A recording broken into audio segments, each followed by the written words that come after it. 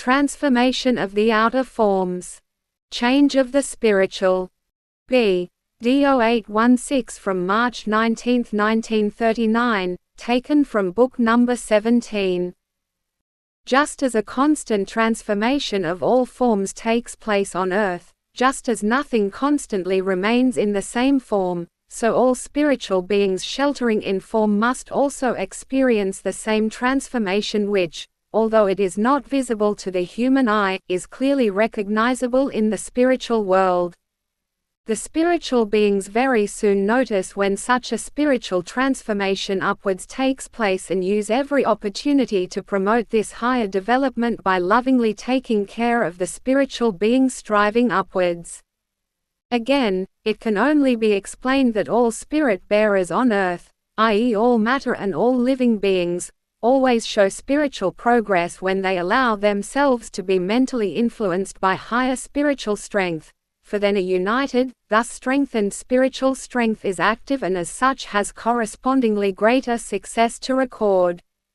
Wherever a spirit bearer is favorably influenced he must strive upwards, and everything striving upwards unites again, as it were, and contributes to the increase of spiritual strength.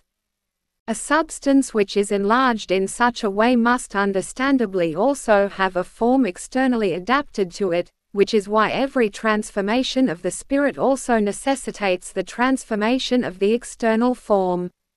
And thus, to a certain extent, it is clearly recognizable in all works of creation to what extent the spiritual substance is inherent in them, for the outer form will also be correspondingly larger and more perfect the more developed its soul, i.e. everything spiritual in it, is.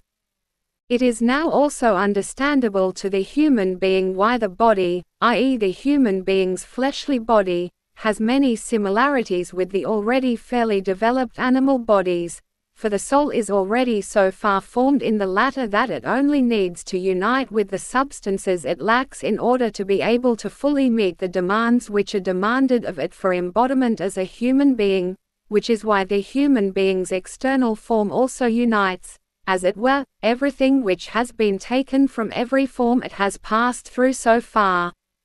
It is not possible for the human being on earth to comprehend this, for there are countless entities or soul particles which have formed themselves into a whole during their stay on earth. But the human being does not possess the ability to intellectually think through all stages of his development, nor does he have the capacity to comprehend the versatility and creative ability of a human soul.